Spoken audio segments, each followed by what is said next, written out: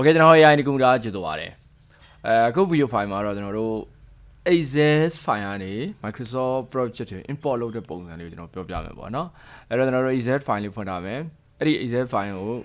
ဒီမှာနမူနာကွေထဲမှာလည်းပါတယ် download လုပ်ဆွဲလို့ရတယ်ပေါ့နော်အဲ့မှာ import Access ဆိုတဲ့ file လေး okay style file မှာအဲ့ဒီမှာကျွန်တော်တို့ကဘာလို့လဲ WBS ထိပ်ဆုံး WBS ကိုရှင်းပြမယ် WBS ဆိုတော့ word breakdown structure အလုပ်တွေကိုကျွန်တော်တို့ကခွဲခြားပြစ်တာဟုတ်နော်ဥမာအခုကျွန်တော်ရုံးခန်းရွှေ့မယ်ဆိုပါလို့ရုံးခန်းရွှေ့မယ်ဆိုရင်အလုပ်ကြီးနေတဲ့တိုက်တိုက်တစ်ခုလုံးဒါရုံးခန်းရွှေ့မယ်ပေါ့တကယ်တမ်းကျတော့လုံးမဲ့အလုပ်တွေကအများကြီးပဲโอเคနော်ဘာတွေရွှေ့မှာလို့ဆိုပြင်ဆင်တဲ့ဟာတွေလုပ်ရမယ်ဘယ်နေရာရွှေ့မှာလို့ဆိုတော့ location ရှာအောင်မယ်ရွှေ့မယ်ဆိုရင်လကားဘယ်သူမှလာပြီးတော့လကားကူရွှေ့မှာမဟုတ်ဘူးဟုတ်တယ်နော်ဟို budget ဘယ်လောက်ငွေကုန်မယ်အဲ့ဒါအစီအစဉ်အများကြီးပါတယ်โอเคနော်နောက်တစ်ခုကကျွန်တော်တို့ဒီမြန်မာနိုင်ငံမှာတော့မရှိသေးဘူးနိုင်ငံခြားတွေမှာဆိုရင်ရှိတယ်အဲ့ဒါကဘာလဲဆိုတော့ပစ္စည်းပါရှိမယ်ဆိုပစ္စည်းရှိတဲ့ကုမ္ပဏီတွေရှိတယ်သူတို့ကကိုပစ္စည်းတွေကိုဟိုစနစ်တကျဖြစ်အောင်ထိခိုက်မှုရှိအောင်ပေါ့နော်သေချာရွှေ့ပေးတယ်အဲ့လိုမျိုးတွေဆိုရင်ဘယ်ဖွဲ့ကိုငားမလဲဘယ်ဖွဲ့က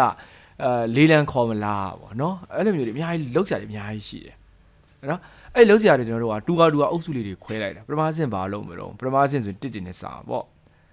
ဒုတိယဆင့်ဘာလုပ်မလို့ဒုတိယဆင့်ဆို2တင်နဲ့စာပေါ့တတိယဆင့်ဘာလို့တတိယဆင့်3တင်နဲ့စာပေါ့နောက်ဆုံးဘာလုပ်မလို့နောက်ဆုံးဆင့်4နဲ့စာမှာပေါ့အဲ့မှာတစ်အုပ်စုတွေမှာဟိုကသူ့ရဲ့တူgroup တွေကအများကြီးရှိတယ်အဲ့မှာ 1.1 1.2 1.3 အဲ့လိုပဲနှစ်အုပ်စုဒုတိယအုပ်စုတွေမှာဟိုကနောက်ထပ်အခွဲတွေအများကြီးရှိတယ် 2.1 2.2 အာဒီ WBS structure ပဲဟုတ်နော်ဒါကအလုပ်တွေဘာခွဲမှာတော့ name ပေါ့နော်အဲ့ဒါကိုကျွန်တော်တို့ test name လို့လည်းခေါ်တယ်တောင်း test လောမဲ့တာဝန်တွေပေါ့နော်လောမဲ့တာဝန်တွေခွဲခုနက word ကနေခွဲခြားထားတယ်အားပေါ့ဒါကအဲ့ဒါတွေလောက်တာဟုတ်ပြီအဲ့ဒါတွေကတစ်သလုံးလုံးနေမှာလားအဲ့လိုမရဘူးလေသူ့မှာအချိန်ကာလသတ်မှတ်ချက်ရှိတယ်လေဘလောက်ဆိုရင်ပြီးသင့်တယ်ဆိုတာအဲ့မှာ estimated duration ပေါ့W ဆို week ကိုပြောတာဒါလို့ရင်4ဘက်ကြာမယ်ဟုတ်နော် D ဆိုတာကတော့ day ကိုပြောတာပေါ့နော် day ကိုပြောတာအဲ့မှာ 0.5D တို့ပါလို့ဆိုရင်ကျွန်တော်တို့ကတော့အဲ့နေ့တစ်ဝက်ရဲ့ငါးပုံပုံတစ်ပုံအဲ့လိုတွေဖြစ်သွားတယ်โอเคနော်အဲ့ဒါကိုကျွန်တော်တို့ကအရင်ဆုံးကိုယ့်ရဲ့လုပ်ငန်းတွေကို Excel မှာဒီလိုမျိုးလေးခွဲထားမယ်ပေါ့နော် WBS လို့ပြောရင် dot တွေပါမယ်နော် 1.1 1.2 1.3 ဒီမှာ name တွေပါမယ်ဒီဟာတွေပါမယ်โอเคဒီ file လေးတစ်ခုကိုယ့်စီမှာရှိထားရမယ်ကိုလုံးမဲ့ project တွေကိုဒီခါလေးဒီမှာ Excel ထဲမှာ WBS ခွဲထားပြီးတော့ test တွေဒီခါလေးဒီမှာရေးထားလို့လည်းရတယ်အဲ့ဒီကနေမှကျွန်တော် Microsoft project ကို import လုပ်မယ်ဒါမှ Microsoft project မှာကိုကြောင်းချင်းစီလုပ်မယ်ဆိုရင်လည်းရတယ်โอเคတော့ပြီးရင်ပြောပြပေးမယ်โอเคနော်အဲ့တော့ဒီမှာကြည့်အောင်ကျွန်တော်တို့ဒီမှာ Microsoft project ကိုဖွင့်လိုက်မယ်โอเคနော်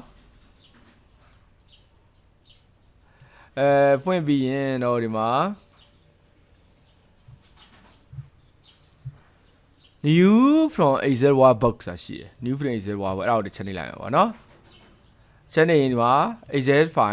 file down လာပြီအဲ့ဒီမှာတော့ exercise file တွေကအဲ့မှာ Excel format ဖြစ်နေတယ်ပေါ့နော် Excel file ဖြစ်နေတော့ all file ကိုယူလိုက်မယ်အဲ့မှာ import Excel ဆိုတာ import Excel open နေလိုက်မယ်အဲ့ဆိုရင် wizard file လေးပေါ်လာပြီပေါ့နော်သွားမယ် next okay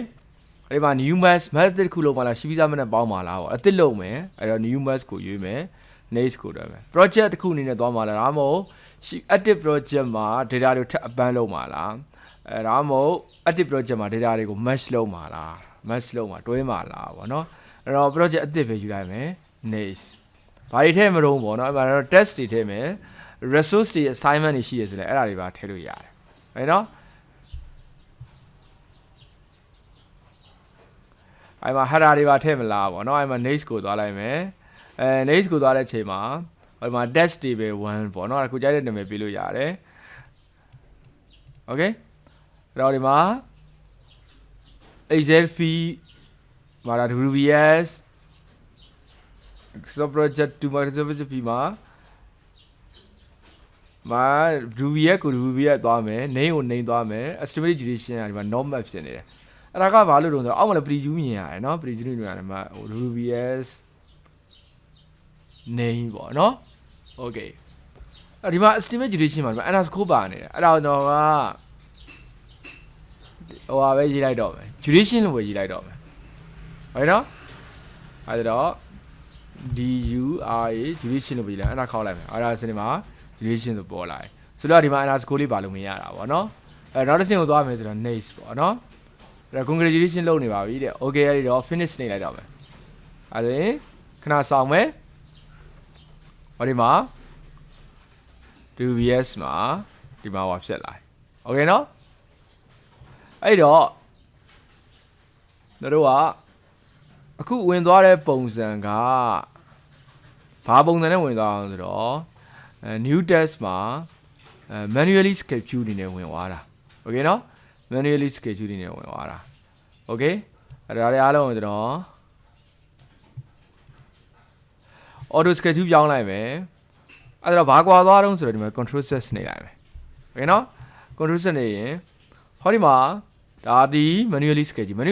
မှာဆိုရင်တို့က date တွေဘယ်ရက် start date တွေ finish date တွေမပေါ်လာဘူး okay နော်မပေါ်လာဘူးအဲ့ဒါကိုတော့ပေါ်ခြင်းနေပေါ်ရင်လည်းဒါတွေအားလုံးကျွန်တော်တို့က auto schedule ပြောင်းအောင်မယ် okay နော်အဲ့လို select လုပ်လိုက်မယ်ပုံကလည်းမတူတော့ manual schedule လေးပါဆိုရင်ဟောဒီမှာဟိုပါလေးပါတယ်ပင်လေးပါတယ် question mark လေးပါတယ် okay နော်အဲ့ဒါကိုကျွန်တော် auto schedule လို့ပြောင်းလိုက်မယ် auto schedule ဖြစ်သွားတယ် auto schedule ဆိုတော့ပုံလေးလက်ဒီမှာပုံလေးလည်းပြောင်းသွားသလိုဟောဒီမှာကျွန်တော် week ပေးထားတာဆိုတဲ့ဒီနေ့ကနေစလိုက်ရင် okay နော်ဒီနေ့4 week ဆိုမှတော့နောက်ထပ်ဒီမှာ4ဘက်ထပ်ပေါင်းပေါ့အဲ့ဒါဆိုရင်ကျွန်တော် start date တွေ finish date တွေပေါ်လာတယ်ဘာတန်းမှာလဲခုနလိုမျိုး style မဟုတ်တော့ဒီလိုမျိုးလေးဖြစ်သွားတယ် okay နော်အဲ့တော့ auto schedule နဲ့ manual schedule ကြောင်းပြီးရင်အသေးစိတ်ထပ်ပြောပါအောင်မယ်။ဒါကကျွန်တော်တို့ AZ ကနေ import လုပ်ထားတယ် Microsoft project တခုကိုရလာပြီပေါ့နော်။